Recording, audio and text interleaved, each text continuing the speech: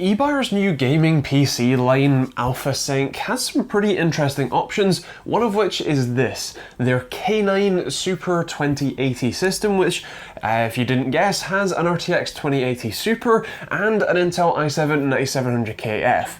Now I'm going to be doing a video comparing that CPU to a Ryzen 3700X next week, so do make sure you're subscribed, but for the time being, let's see how well this system performs. Now when it comes to pre-built systems, I like to cover a few main points. First of all, what specs they chose, second, how well it performs, third, the build quality of the system, and fourth, any extra features or missteps I think they've made in actually building or shipping or anything like that. And so let's start off with that spec sheet. It's actually pretty good. You get an alright Z390 motherboard. It's an MSI Z390 Tomahawk, which does mean you can overclock later if you want to. You also get 3000 MHz RAM, RGB no less, and a 250 gig SSD. It's an M.2, which at this price point I would really like to see be something like a 500 gig, but either way, still nice to see, and a 2TB hard drive down the bottom as well. The CPU cooler, case, and power supply are all pretty much budget affairs, with the CPU cooler probably being your main bottleneck if you did want to overclock in the future,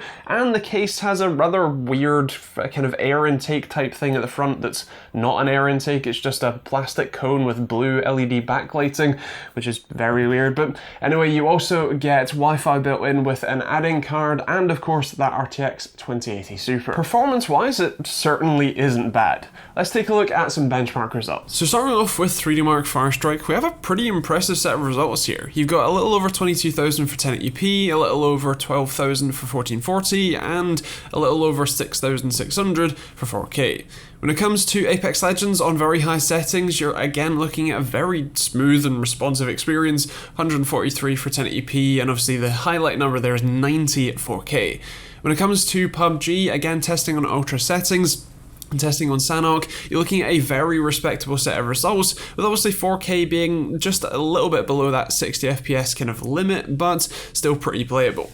Same thing goes for Fortnite, incredible results here across the board with some great minimums as well, including 62 FPS at 4K if you so wish to push your system that far, and on Battlefield 5, again on ultra settings, you're looking at 60 FPS average and a pretty impressive 139 at 1080p. Also great minimums here too, as you'd expect. And while we're talking numbers, I'm happy to report that the CPU stayed pretty cool at around about 76 degrees Celsius, and the GPU maxed out at about 68, so certainly not bad there. Noise levels weren't too bad in terms of volume, but the actual noise itself was pretty, I guess, like a low droning noise, which did get a little bit annoying, but not too bad. Moving on to build quality, there's nothing that screams this is a terribly built system. They've done a decent job overall. The closest thing to a terribly built system is probably the cheap 8-pin power connector extension they've used up at the top. It's not, you know, dangerous or anything, but could definitely be a nicer quality one for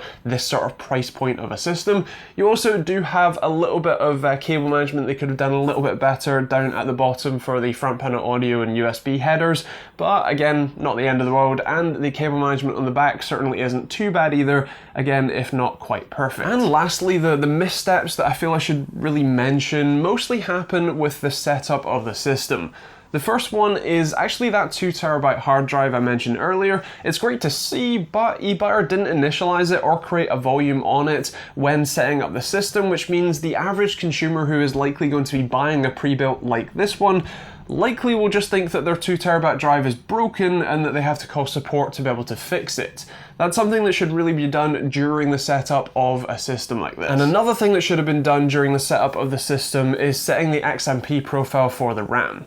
This came to me with XMP disabled, which is something, again, should be done during setup, and is something that the average consumer won't know to even check, let alone how to enable it. So all in all, this is not a bad system. For this price point, I would probably go with a Ryzen 3700X, as you get very similar gaming performance while getting double the threads and for less money too, but the system itself certainly doesn't have bad performance either. Also, the build quality is good enough, and with a few tweaks to how they set up the systems, I really don't have a problem recommending their lineup. Now with that said, those are my thoughts. I would love to hear yours in the comments down below. What do you think of this AlphaSync system? Is it something you'd be interested in picking up yourself?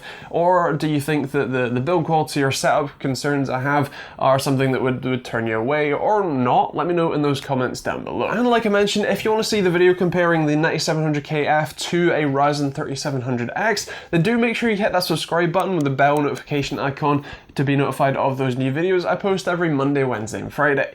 You can also check out the system with the link in the description down below, which will take you to Ebuyer and you can see the pricing for it. And of course, if you want to support the channel, then you can take a look at the rest of the links in the video description, from stuff like Amazon and Overclock's UK affiliate links, which don't cost you anything to use but massively help me out when you do use them, or stuff like merch for hoodies or t-shirts like this one, or a load of other designs, and also Patreon if you want to get cool rewards and support me directly too. You can also check out private internet access, which is a great and cheap VPN, or Humble Bundle for cheap games support charities, or you can check out some more videos over there if you want to keep watching. Otherwise, that is pretty much it. If you've got any questions, leave those in the comments down below, and we'll see you all in the next video.